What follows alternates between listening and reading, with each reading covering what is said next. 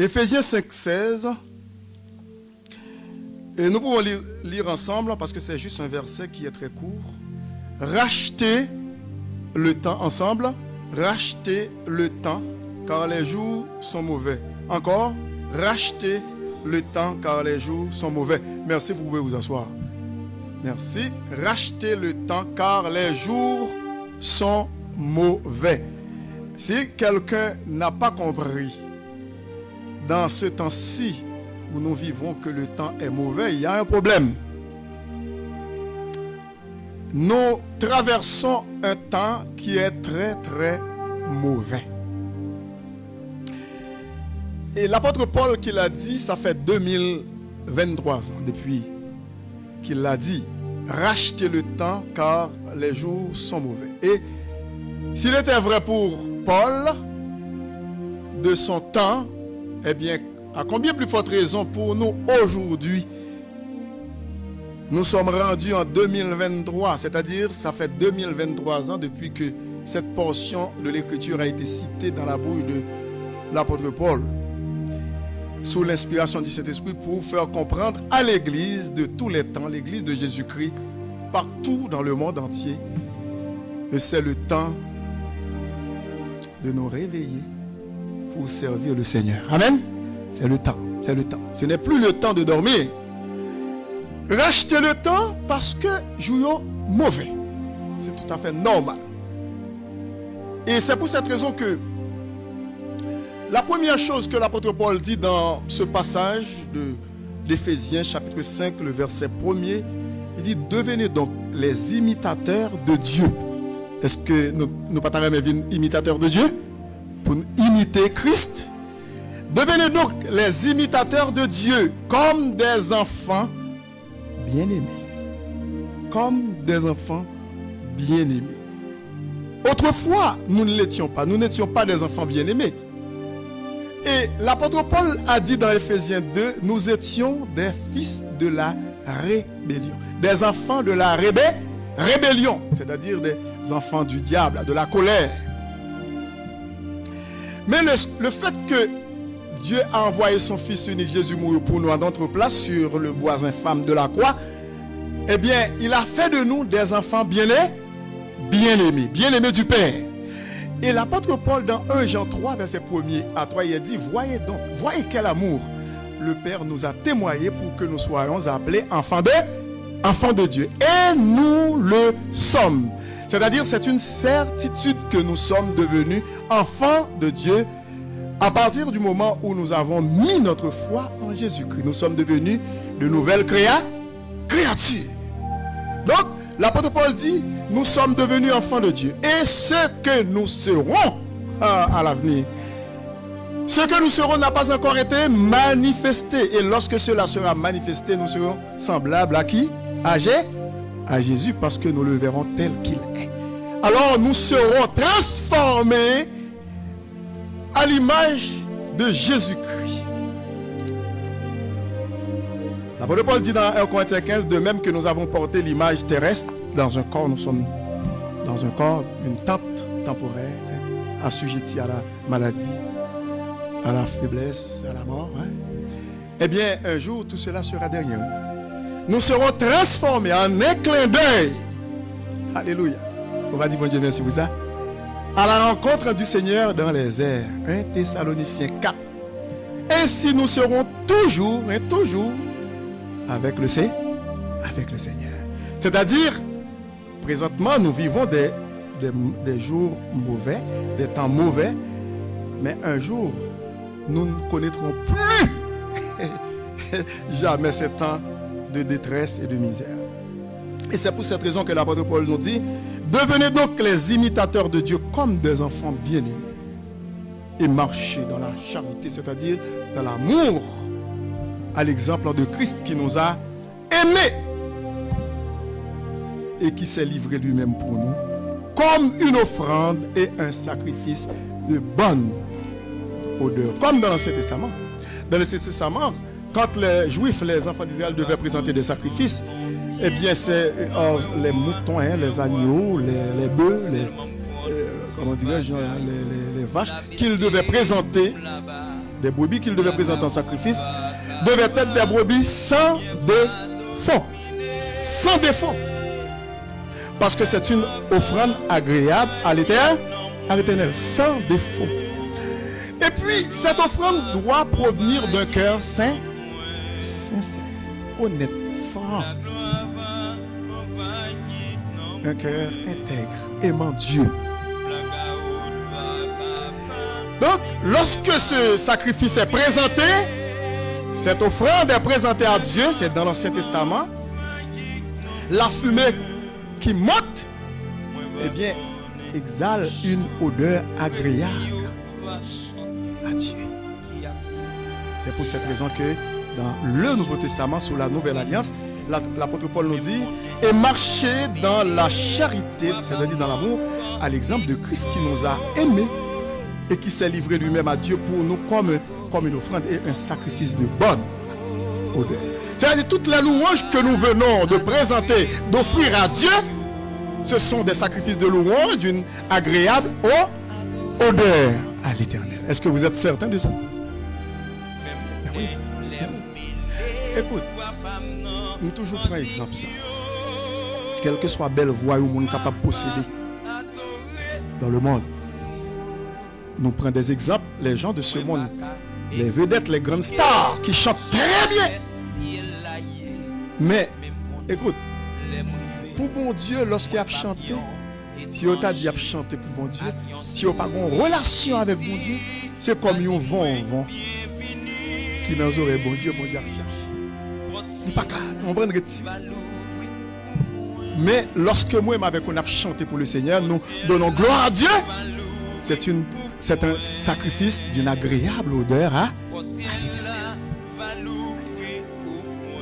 Et toujours est-il que vous êtes capable de joindre des artistes, il y a des gens dans le christianisme qui ne performent pas trop bien, mais Dieu accorde, les anges accordent leur voix pour que cela sonne très bien à l'oreille de Dieu. Est-ce que vous êtes là? C'est ça. Et puis l'apôtre Paul de continuer au verset 3 que l'impudicité, qu'aucune espèce d'impureté et que la cupidité ne soit pas même nommée parmi vous, ainsi qu'il convient à des saints. Qu'on entende, écoutez, qu'on n'entende ni paroles déshonnêtes, ni propos insensés, ni plaisanteries, choses qui sont contraires à la bienséance, à la morale. On entend plutôt des actions de grâce. Actions de grâce à qui? À Dieu, comme David. Mon âme bénit l'Éternel. Que tout ce qui est à moi, bénisse son nom. Mon âme bénit l'Éternel et n'oublie aucun de ses bienfaits. Parce que c'est le temps de le faire. Il ne faut pas attendre après parce que le temps est mauvais. C'est le temps de le faire. Il faut racheter le temps pour servir le Seigneur. Car sachez-le bien, aucun impudique ou impur, immoral ou cupide, c'est-à-dire idolâtre, n'a d'héritage dans le royaume de Christ et de Dieu. Et c'est pour cette raison qu'il faut faire très attention avec de vains discours, les discoureurs, les charlatans, les faux prédicateurs, les gens qui essaient de vous faire dormir par leurs belles paroles. Il faut faire très attention. Si vous voulez monter compte sur les réseaux sociaux et puis vous dire Amen, Alléluia, gloire à Dieu, mais on ne va même comprendre. Il y a la fausse doctrine de la tête aux pieds, on ne va pas comprendre. Et pour mettre like, j'aime, c'est pas vrai, c'est fausse doctrine, en pile là-dedans. Il dit que personne ne vous séduise par de vains discours, car c'est à cause de ces choses que la colère de Dieu vient sur les fils de la rébellion, c'est-à-dire les gens qui ne pas connaître qui dans le monde présentement. Nous étions de leur nombre, d'après Éphésiens 2. Il dit, n'ayez donc aucune part avec eux. Pour ça, parce que nous sommes lumière. Autrefois, nous étions ténèbres. Maintenant, nous sommes des enfants de lumière. Et c'est pour cette raison, la parole de Dieu dit, dans verset 9, il dit, car le fruit de la lumière, dans verset 8, il dit, autrefois vous étiez ténèbres et maintenant vous êtes lumière dans le Seigneur, marchez comme des enfants de lumière, car le fruit de la lumière consiste en toutes sortes de bonté, de justice et de vérité. C'est très important d'examiner ce qui est agréable au Seigneur et de ne pas prendre part aux œuvres infructueuses des ténèbres. Mais il faut les dénoncer, il faut les condamner. Le verset 14 dit, C'est pour cela qu'il est dit, réveille-toi. Et frère Nadir, qui a exhorté moi avec vous, il dit, mes amis, écoute, adoration pour ne pas bon Dieu. Sœur Cécilia t'a dit ça tout. C'est pas adoration. Alléluia. Non. C'est comme tout ça. Regardez pour elle dans le monde. Regardez pour elle les gens de ce monde. L'œil artiste vient. Il y a idole, c'est mon idole, oui. Tandis que mon Dieu dit, il n'y a pas d'autre Dieu devant ma face. Et puis pour les gens que il a cherché, il a acheté un billet pour aller en concert. Parfois qu'on est qui qu'on dormi. Et toute nuit a dormi pour rentrer pour écoute, le monde. Parce que dans les ténèbres, il n'y a pas adoré l'homme. C'est pour cela qu'il a dit, réveille-toi, toi qui dors, relève-toi d'entre les morts. Qui veut dire, moi, avec eux qui te nourrit, qui te ressuscite en Christ, nous pas devons continuer à dormir parmi les morts qui sont présentement et sans Christ, sans Dieu, sans espérance dans ce monde. Réveille-toi, toi qui dors, relève-toi d'entre les morts. Et Christ, parce que l'église de Christ doit se réveiller dans ce temps de la fin. Amen. C'est le temps de nous réveiller.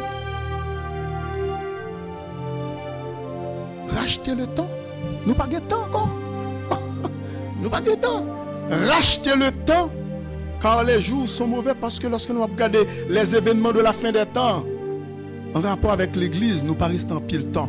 Écoute, si nous voulons comprendre bien selon la parole de Dieu, on ne peut pas attendre aucune prophétie avant que l'église enlevée. Parce que toutes les prophéties avant l'église sont déjà réalisées.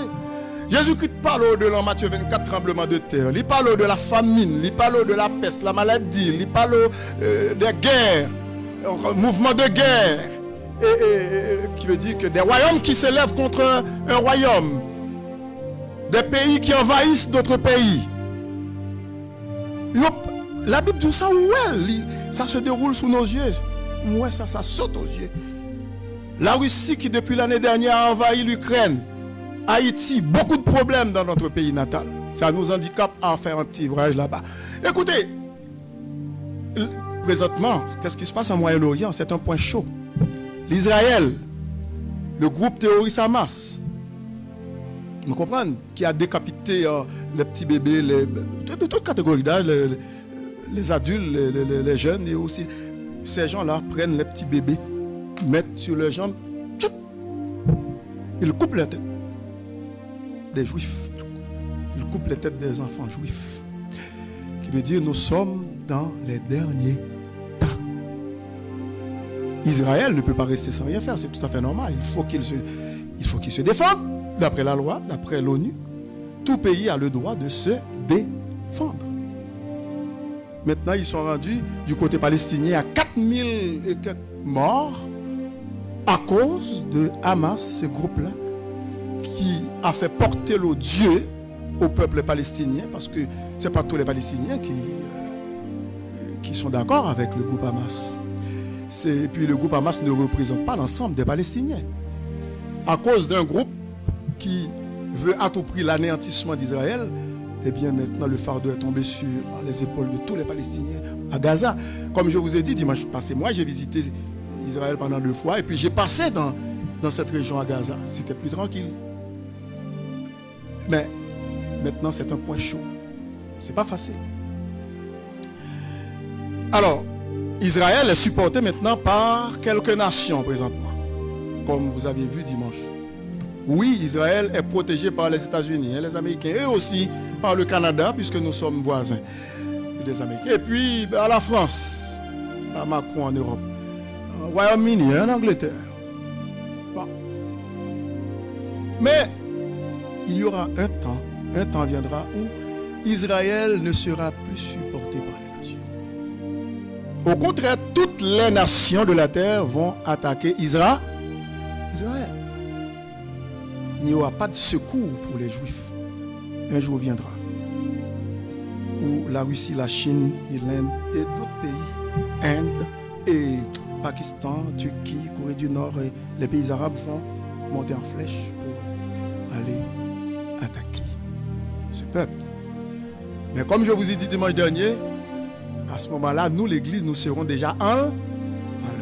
Amen. Enlevés. Alors, c'est pour cette raison que pendant que nous en avons l'occasion, pendant que nous avons l'occasion de servir le Seigneur, il faut en profiter. Il faut en profiter. Puisque nous ne sommes pas citoyens d'ici-bas, notre patrie est dans les cieux. Amen.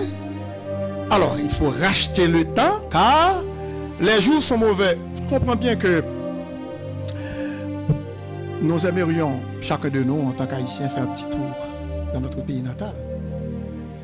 Je comprends bien notre alma mater. Mais cependant, et les jours seront plus mauvais. C'est vrai, il y a une construction de canal, il y a d'autres canaux qu'on va entamer bientôt. Ça va quand même favoriser l'agriculture en Haïti et l'épanouissement du peuple haïtien. Mais il faut comprendre très bien que ce n'est pas ça qui va changer Haïti. Parce que le temps sera pire que ce que nous connaissons aujourd'hui. Ça va être pire. Ça va apporter un petit soulagement. C'est tout à fait normal.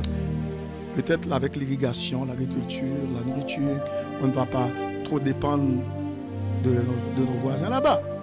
Mais ce n'est pas ça qui va tout arranger. Parce que la prophétie suit son cours. Le monde va complètement à l'envers, dans le sens inverse. Pendant que nous servons le Seigneur, il faut le faire comme des chrétiens réveillés spirituellement. Et mon Dieu, marchons dans la volonté du Seigneur, jour après jour, parce que le temps est mauvais. Il faut savoir racheter ce temps-là. Lorsque nous t'ai perdu du temps, nous avons fait toutes sortes de bagailles qui partent en règle avec le Seigneur. Nous songeons ça, nous dit Seigneur, si nous t'ai temps, écoute, pour me faire tel bagaille, mais quand il n'y a pas comme mourir, on est capable de temps pour faire. Et après, on peut racheter. Amen. Et Guéron pense qui dit le temps perdu ne se rattrape jamais. Mais c'est intéressant de voir que Éphésiens 5,16 dit plutôt racheter le temps. On est capable de racheter le temps que vous avez perdu. Même si vous n'avez pas fait en pile, c'est vrai, le temps perdu ne se retrouve jamais. Mais dans l'évangile, il dit dans Éphésiens 5,16, rachetez-le le temps. Où est le bon occasion? Libre opportunité quand même. Racheter le temps car les jours sont mauvais. Et comme moi dis que si nous ne parlons pas ça dans les yeux, nous n'avons dormi encore. C'est le temps de nous réveiller en fin de sommeil. Parce que le salut est plus près de nous, plus proche de nous. Lorsque nous avons couru le dernier passage que je vais vous faire voir, c'est dans Romains 13, où l'apôtre Paul dit quelque chose de ce genre. Lorsque nous regardons dans Romains 13, il est dit, écoutez là, écoutez ce que l'apôtre Paul dit. Et à partir du verset 11, cela importe d'autant plus que vous savez en quel temps nous sommes. En quel temps nous sommes? Quel temps? Eh bien, c'est l'heure de vous réveiller enfin du sommeil. Car maintenant, le salut est plus près de nous que lorsque nous avons cru quelque temps auparavant. La nuit est avancée, le jour approche. C'est métaphorique, c'est une image. Dépouillons-nous donc des œuvres des ténèbres et revêtons les âmes de la lumière. Il dit, marchons honnêtement comme en plein jour, loin des excès et de l'ivrognerie, de la luxure et de l'impudicité, des querelles et des jalousies.